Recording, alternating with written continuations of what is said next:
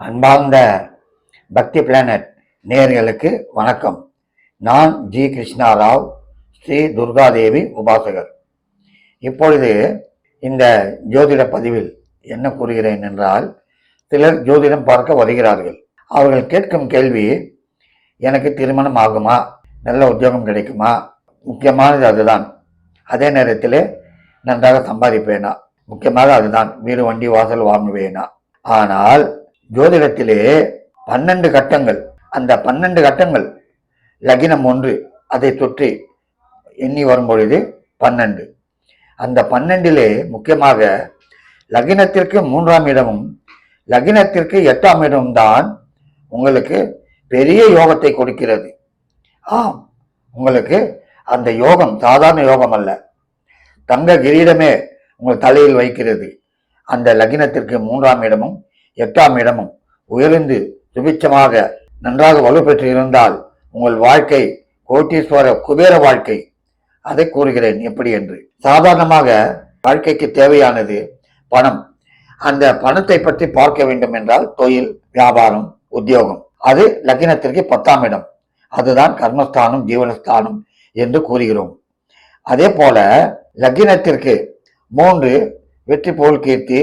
லக்னத்திற்கு 8 வழக்கு, தொல்லை, தொந்தரவு, போலீஸ் விவகாரம், சிறை விவகாரம், அதெல்லாம் காட்டக்கூடிய இடம்தான் 3ம் 8ம். இது சாதாரணமாக சொல்லிவிடுவார்கள். ஆனால் நாம் செய்யும் தொழிலுக்கு 10வது ஸ்தானத்திற்கு லக்னத்திற்கு இந்த 3வது இடம் 6வது இடமாக அமைகிறது. இது 10ஆம் இடத்திற்கு 6வது இடம்தான் லக்னத்திற்கு 3ஆம் இடம். அதே நேரத்திலே 10ஆம் இடத்திற்கு லாபஸ்தானம், அந்த இடம் லக்னத்திற்கு 8ஆம் இடம். இதை பார்க்கும் பொழுது நம்முடைய ஜாதகத்திலே லக்னத்திற்கு 3ம் 8ம் உயர்ந்து இருந்தால், வலு பெற்றிருந்தால், உச்சம் பெற்றிருந்தால் நன்றாக இருக்கும் குபேர வாழ்க்கை தான், சந்தேகமே இல்லை. அதை பார்ப்பதில்லை சிலர். இது பெரிய ஜோதிட ரகசியம். அந்த 2 இடமும் சரியில்லை என்றால் என்னதான் தொழில் செய்தாலும் உங்களுக்கு பெரிய வரவேற்பு வராது.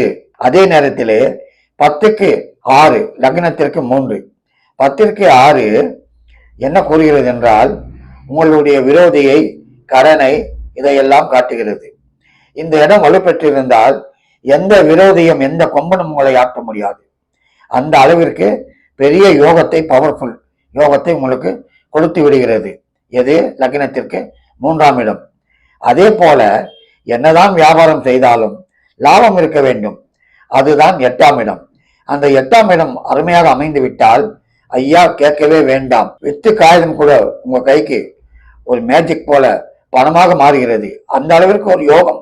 அதுதான் கூறுகிறேன், கட்டு கட்டாக யோகம், பண மழை வந்த வண்ணம் இருக்கும் உங்களுக்கு. சரி, இதற்கு ஒரு உதாரண ஜாதகம் கொடுக்கிறேன்.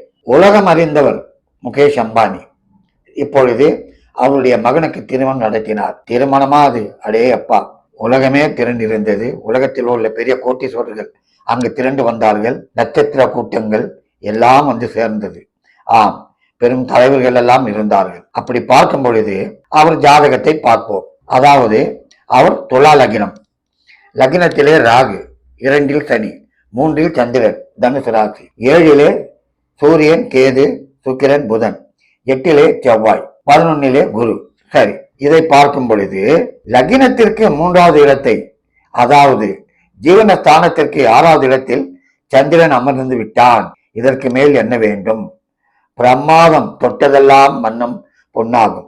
அந்த அளவிற்கு 3ஆம் இடம் வலுத்து விட்டது. ஆம், அதே நேரத்திலே ஜீவனஸ்தானத்திற்கு 6வது இடம் அல்லவா, அந்த 6ஆம் இடத்திலே சந்திரன் வலுத்திருப்பதால் அவருக்கு எந்த விரோதியும் ஒன்றும் செய்ய முடியாது. எல்லா விரோதிகளும் பெட்டி பாம்பாக அடங்கி விடுவார்கள் தொழில்துறையில். அப்படி ஒரு சக்தி, அந்த ஒரு பவர் அந்த ஜாதகத்திற்கு உண்டு. சரி, 10ஐ பார்ப்போம் மறுபடியும். அந்த 10வது ஸ்தானத்திற்கு 8வது ஸ்தானம், லக்னத்திற்கு 8வது ஸ்தானம், 10வது ஸ்தானத்திற்கு லாபஸ்தானம். அந்த இடத்திலே செவ்வாய் அமர்ந்து விட்டான். கேட்கவா வேண்டும்? தொட்டதெல்லாம் பணம் வந்து கொண்டேதான் இருக்கிறது. எல்லாம் பெரிய விவகாரமாக நடக்கிறது. மறுபடியும் கூறுகிறேன், ஜாதகத்திலே தனஸ்தானம், பாக்யஸ்தானம், அதாவது பஞ்சமஸ்தானம், கலத்திரஸ்தானம், சுகஸ்தானம் எல்லாம் ஸ்தானங்கள் இருந்தாலும் முக்கியமாக லக்னத்திற்கு 3 கூடியவனும் 8 கூடியவன் அருமையாக இல்லை, உயர்வாக இல்லை, அதாவது சக்தி பெற்று இல்லை என்றால் என்னதான் செய்தாலும் பெரிய அளவில் நிச்சயமாக வர முடியாது. 3ம் 8ம் அருமையான இடம். ஆம், ஆகவே மறுபடியும் சொல்லுகிறேன், இவருடைய ஜாதகத்திலே முகேஷ் அம்பானி ஜாதகத்தை பற்றி தான் இப்பொழுது எக்ஸாம்பிளாக கொடுக்கிறேன். அவருடைய 10வது ஸ்தானாதிபதி 3லே அமர்ந்து விட்டார் சந்திரன். அதை குரு பார்த்து விட்டார், சிம்மத்திலிருந்து கஜகேசரி யோகம் அடைந்து விட்டது. சரி, அவருடைய லக்னத்திற்கு 8ல் செவ்வாய், அதாவது 10வது ஜீவன ஸ்தானத்திற்கு லாபஸ்தானத்தில் செவ்வாய். அந்த செவ்வாய் 4ஆம் பறவையாக குருவை பார்த்து குரு மங்கள யோகம் கொடுத்து விட்டது. ஆகவே அவர் இன்று படிப்படியாக உயர்ந்து கொண்டே போகிறார். ஆகவே ஜாதகத்திலே முக்கியமாக ரகசியம், அதாவது அந்த காலத்திலே ஒரு படம் வந்தது தங்கமலை ரகசியம் என்று, அதை போல ஜாதக ரகசியம் என்னவென்றால் 3வது ஸ்தானமும் 8வது ஸ்தானமும் உயர்வாக இல்லை என்றால் எந்த ஸ்தானங்கள் பிரமாதமாக இருந்தாலும் சறுக்கல் தான். ஆகவே உங்களுடைய ஜாதகத்தை பாருங்கள், 3ம் 8ம் எப்படி இருக்கிறது என்று பார்த்து பெருமை அடையுங்கள், சந்தோஷம் அடையுங்கள். நன்றி, வணக்கம்.